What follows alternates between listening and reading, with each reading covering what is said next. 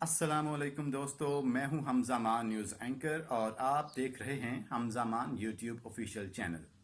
آج ہم اہل بیت سے محبت کے موضوع پر گفتگو کریں گے۔ اس سے پہلے کہ میں اپنی بات کو آگے بڑھاؤں، آپ اپنے اس حمزہ مان یوٹیوب چینل کو سبسکرائب کیجئے اور بیل آئیکن کو پریس کیجئے تاکہ آنے والی تمام ویڈیوز آپ تک بآسانی پہنچ سکیں۔ اہل بیت سے محبت نہ کرنا یہ نفاق ہے، منافقت ہے، کفر ہے۔ اہل بیت سے پیار کرنا ایمان ہے، ایمان کا کمال ہے، ایمان کا یہ کمال ہے۔ جس گھر میں اللہ نے اپنے حبیب کو پیدا کیا، جس نبی کی گود میں ان کی اولاد پروان چڑھی، اگر ہم ان سے بغض رکھیں گے تو ہمارا ایمان کہاں چلا گیا؟ نہ ایمان ہے نہ ایمان رہے گا۔ ان کی محبت ہی، اہل بیت کی محبت ہی اصل ایمان ہے۔ مجھے ایک روایت یاد آ گئی، میرے نبی نے فرمایا، جس نے میری اولاد میں سے، اللہ اللہ اللہ، نبی پاک صلی اللہ علیہ وآلہ وسلم نے فرمایا، جس نے میری اولاد میں سے کسی کے ساتھ اچھا سلوک کیا اور میری اولاد کا کوئی فرد اس احسان کا بدلہ کسی وجہ سے نہ دے سکا تو قیامت کے دن میں اس کی طرف سے اپنے اس امتی کو اس احسان کا بدلہ دوں گا جو میری اولاد میں سے بدلہ نہ دے سکا۔ اس پر میں آپ کے سامنے ایک واقعہ پیش کرتا ہوں۔ ابن الجوزی رحمۃ علیہ نے اس واقعے کو نقل کیا ہے اپنی کتاب البر والصلہ میں، کہ ایک سادات فیملی تھی۔ وہ خاتون جوانی میں بیوہ ہو گئیں، ان کی بچیاں تھیں، ان پر تنگ دستی آئی تو انہوں نے سمرقند کی طرف ہجرت فرمائی۔ انہوں نے رزق کی، معاش کی تلاش میں وہاں پر ہجرت کی، سمرقند میں پہنچیں تو وہاں پر لوگوں سے پوچھا کہ یہاں پر کوئی رئیس، کوئی سردار، کوئی سخی ہے، کیونکہ نوارت تھیں۔ تو لوگوں نے بتایا کہ ایک تو یہاں پر مسلمان بڑا رئیس ہے، وہ ایک علاقے کا بڑا ہے، رئیس ہے، دولت مند ہے۔ ایک آتش پرست ہے، وہ بھی بہت مالدار ہے، رئیس ہے۔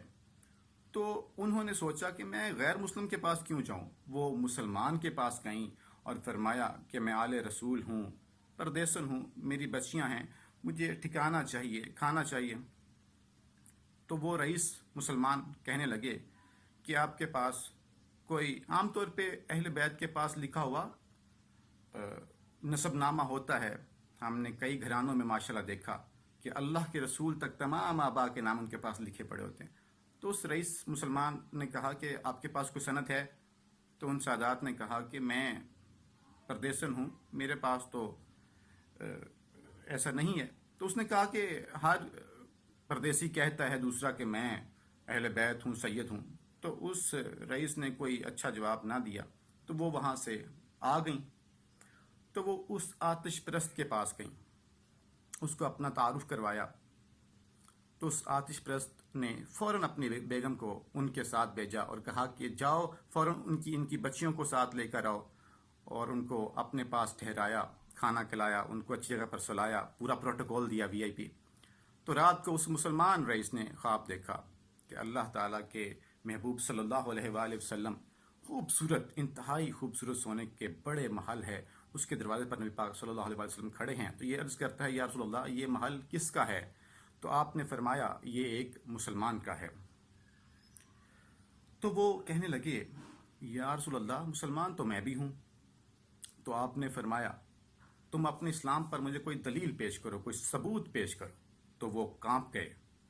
تو پھر اللہ کے نبی صلی اللہ علیہ وسلم نے بہت غصے سے فرمایا کہ تم نے میرے گھر کی بچی تمہارے دروازے پر چل کر آئی اور تم نے اس سے ثبوت مانگے کہ مجھے اپنے اہل بیت ہونے کی کوئی ثبوت دو۔ نبی پاک نے فرمایا تم میری نظر سے دور ہو جاؤ، چلے جاؤ یہاں سے۔ تو ان کی آنکھ کھلی، وہ چیخو پکار کرتے ہوئے ننگے سر ننگے پاؤں گھر سے باہر نکلے۔ لوگوں سے پوچھا وہ جو پردیسن خاتون تھی وہ کہاں گئی؟ تو اسے بتایا گیا کہ وہ تو آتش پرست رئیس آگ کا پجاری لے گیا۔ تو وہ بھاگے، جا کر ان کا دروازہ زور سے کھٹکھٹایا۔ وہ رئیس باہر آیا، آتش پرست۔ تو اس نے پوچھا کیا ہوا؟ تو اس نے کہا بھائی وہ تمہارے پاس جو خاتون آئیں بچیوں سمیت وہ مجھے دے دو، وہ میری مہمان ہیں۔ تو اس نے کہا حضور وہ میری مہمان ہے، آپ کی نہیں ہے، میں آپ کو نہیں دے سکتا۔ تو وہ کہنے لگا مجھ سے 300 دینار لے لو۔ 300 دینار آج کا کوئی 70-80 لاکھ روپیہ بنتا ہے۔ تو اس نے کہا مجھ سے 300 دینار لے لو اور وہ خاتون بچیوں سمیت میرے مہمان بنا دو۔ تو وہ رونے لگا، کہا میرے بھائی، بن دیکھے کا سودا کیا تھا، اب تو دیکھ چکا ہوں، اب میں تمہیں کیسے واپس کر دوں کہ میں نے بھی خواب دیکھا، میں نے بھی خواب دیکھا۔ اللہ اللہ، جنت کے دروازے پر اللہ کے نبی صلی اللہ علیہ وآلہ وسلم کھڑے تھے، تمہیں ڈانٹ پڑ رہی تھی، تمہیں کہا گیا تھا تم میری نظروں سے دور ہو جا۔ اس کے بعد اللہ کے نبی میری طرف متوجہ ہوئے اور فرمایا تم نے میری بیٹیوں بچیوں کو ٹھکانہ دیا، چل تو، تیرا سارا گھر سب بخشے گئے، سب کے لیے جنت کا اللہ پاک نے فیصلہ فرما دیا۔ کہا میری آنکھ کھلی، میں ایمان لا چکا، میرا سارا گھر ایمان لا چکا، ہمارا سارا گھرانہ مسلمان ہو چکا ہے، ہم تم کو وہ دولت کبھی واپس نہیں کریں گے۔ یہ اہل البیت ہیں، ہمیں اہل البیت سے محبت کرنی چاہیے، عقیدت کرنی چاہیے اور ان کے بتلائے ہوئے طریقوں پر عمل کر کے اپنی دنیا اور آخرت کو کامیاب بنانا چاہیے۔ خوش رہیے، آباد رہیے اور دعا میں یاد رکھیے گا۔ اللہ نگہبان۔